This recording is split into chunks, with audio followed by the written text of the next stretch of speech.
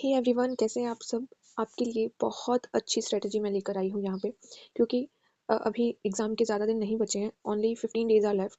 और ऐसे बहुत सारे बच्चे आपको मिल जाएंगे जिन्होंने अभी कुछ भी नहीं करा है। मतलब वो क्लासेस तो ले रहे थे, उन्होंने पढ़ा है, रिवीजन नहीं किया है अभी तक और एग्ज़ाम के भी सॉल्व नहीं किया है। तो उनके लिए बहुत अच्छी यहाँ पे मैं स्ट्रेटजी लेकर आई हूँ। बस आप इतना कर लोगे ना, मैं गारंटी के साथ कहती हूँ, आप कॉन्फिडेंट होकर एग्ज़ाम में जाओगे और आपको डर नहीं रहेगा, है ना। तो चलिए अभी ये शुरू करते हैं हम। मैं आपको स्ट्रेटजी बताती हूँ, सिर्फ इतना करना है आपको। जो शुरू के 10 दिन है ना, यानी कि आज से लेकर, अब आप वीडियो देख रहे हैं, आज से लेकर 10 दिन तक, 10 दिन तक आपको ये स्ट्रेटजी एकदम शिद्दत से फॉलो करनी है। कंपलसरी, जो कंपलसरी चीज़ें हैं वो है ये सब। आपको सेक्शन सी के क्वेश्चन अभी से सॉल्व करने होंगे। अगर आप सोच रहे हैं कि आपका रिवीजन आप पहले कर लेंगे, या फिर सेक्शन ए और सी के, सेक्शन ए और बी के अगर आप क्वेश्चन करने वाले हैं तो अभी मत कीजिए। मतलब कीजिए, लेकिन आपको फोकस यहाँ पे रखना होगा, क्योंकि सेक्शन सी के अंदर है ना आपको मार्क्स, क्योंकि एमसीक्यूज में क्या होगा कि आपके अगर एक क्वेश्चन गलत है तो वो गलत ही हो जाएगा, आपका पूरा नंबर कटेगा, उसमें नंबर नहीं मिलेगा आपको। लेकिन सेक्शन सी के अंदर आप अगर कुछ पॉइंट्स भी सही करते हैं तो आपको उसके अंदर मार्क्स मिलेंगे। तो स्कोरिंग चीज़ तो यही है। तो इस पे फोकस कीजिए, क्योंकि ये हार्ड भी होने वाला है। उसके अंदर आप गेस कर सकते हो, इसमें माइनस मार्किंग नहीं होती है। आई होप आपको पता हो, एसीसीए में कोई माइनस मार्किंग नहीं होती है। ओके, सो आपको इस चीज़ पे फोकस करना होगा अभी से, आज से ही। आप है ना, ये सोच लो कि आपको 2 क्वेश्चन तो सेक्शन सी के करने ही करने हैं। ठीक है, 2 सेक्शन सी के आपको करने हैं। अगर आप पर डे भी है ना 2 क्वेश्चन कर रहे हो इसके, 2 क्वेश्चन, अगर आप ये सोचते हो कि 2 क्वेश्चन आप सिंगल एंटिटी के आज कर लोगे, कल 2 क्वेश्चन कर लोगे ग्रुप के, और फिर करना इंटरप्रिटेशन के। 2 क्वेश्चन अगर आप करते हो ना, तो 10 डेज़ में तो, मैंने तो यहाँ पे 15 लिखा है, मिनिमम आपको 15 करने ही करने हैं। 15 तो करने ही हैं। लेकिन अगर आप 2 क्वेश्चन अगर डेली बेसिस पे करोगे ना गाइज़, आपके 20 क्वेश्चंस हो जाएँगे। इनफ है 20 क्वेश्चंस, बिल्कुल इनफ है। ठीक है, और उसके बाद में आपको पर डे, देखो जो एमसीक्यूज क्वेश्चंस होते हैं ना, उन पे आप लोड मत लीजिए। अगर आप इसको क्विज की तरह खेलेंगे, एक गेम की तरह, कि अभी बोर हो रहे हैं, चलो थोड़ा माइंड फ्रेश कर लेते हैं, तो सेक्शन ए एंड यहाँ पे मैंने गलती से लिख दिया B, section A and section B पर डे के अगर आप निकाल के, अगर आप एक एक घंटा भी सेक्शन ए के 1 घंटे में हो जाएंगे, आराम से हो जाएंगे। 10 क्वेश्चन आपको करने ही होंगे, क्योंकि एग्जाम के अंदर है ना आपको 1.8 मिनट देने हैं। 1.8 मिनट देना है पर मार्क देने हैं। ठीक है, तो 1 घंटे में सेक्शन ए की क्वेश्चन कर लो, सेक्शन बी की क्वेश्चन कर लो, ज़्यादा से ज़्यादा 1.5 लग जाएगा घंटा इनमें। ठीक है, तो इतना आप कर सकते हो, आराम से कर सकते हो। क्योंकि अगर आपको सच्ची में डर लग रहा है, घबराहट हो रही है, तो नहीं घबराना है, और यहाँ पे बस इतना कर लीजिए, कॉन्फिडेंट हो जाएंगे आप, और देखना एग्जाम में बहुत अच्छा स्कोर करेंगे। इतना कर सकते हैं आप। सिर्फ 10 डेज के लिए मैं बोल रही हूँ, 10 डेज के लिए आपको ये स्ट्रेटजीज फॉलो करनी है। अभी देखो 10 डेज ये स्ट्रेटजी फॉलो करने के बाद में भी आपको कितना दिन मिलेगा, 1 फरवरी से 5 फरवरी, 5 दिन और मिल गए। इन 5 दिन में क्या करेंगे आप, ये 5 दिन बहुत इंपॉर्टेंट है, क्योंकि आपको पता है लास्ट का ही हमें ज़्यादा याद रहता है ना। तो लास्ट में अब आपने ये क्वेश्चन सॉल्व कर लिया ना, तो आप कॉन्फिडेंट हो जाएंगे।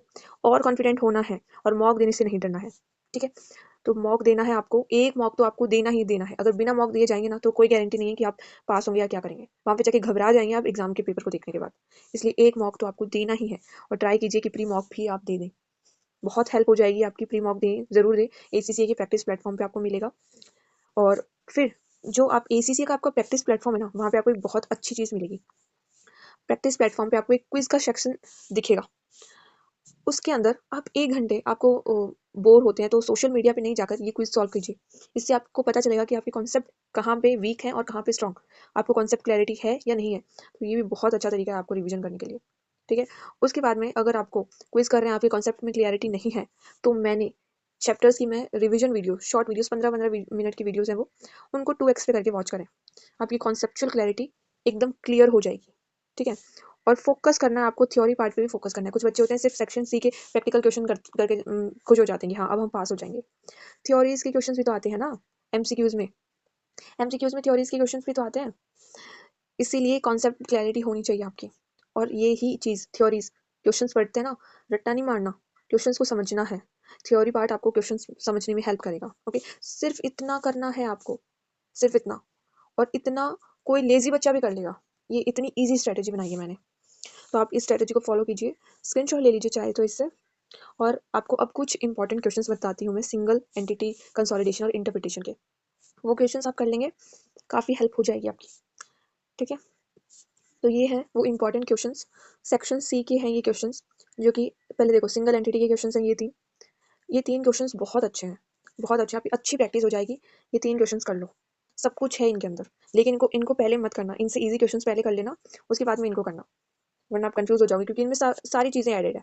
Cash flow, statement of changes and equity, P&L और सिंगल एंटिटी के क्वेश्चंस काफ़ी टाइम ऐसा होता है, इन दो ये तो आना ही है, इंटरप्रिटेशन तो आपका आएगा ही, ये तो एकदम कंफर्म है कि आने वाला है, लेकिन जो सिंगल एंटिटी और कंसोलिडेशन में से कुछ आ सकता है आपको, इसलिए बेहतर होगा कि आप प्रैक्टिस करके जाओ। सिंगल एंटिटी के आप अगर 5 या 6 क्वेश्चन भी प्रैक्टिस कर लेते हैं, इनफ है, क्योंकि अभी टाइम नहीं बचा है आपके पास कि आप सब कुछ कवर कर लोगे। आपको ट्राई करना है कि आप जितना अच्छा कर सकते हैं वो करें।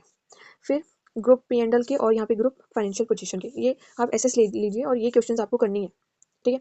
ये क्वेश्चंस ACCA की वेबसाइट पे दिए हुए हैं, एज इंपॉर्टेंट क्वेश्चंस है ये, ACCA की वेबसाइट पे दिए हुए हैं, मैं नहीं कह रही है, ठीक है। और फिर इंटरप्रिटेशन के ये है सिंगल एंटिटी से इंटरप्रिटेशन है ये, और ये क्वेश्चंस आपको जरूर करने हैं, इसका भी आप एसएस ले लीजिए। बस इतना करना है आपको, इतना करने के बाद में आप कॉन्फिडेंट हो जाएंगे। आपको एक चीज माइंड में रखनी है कि एटलीस्ट एक मॉक देना है,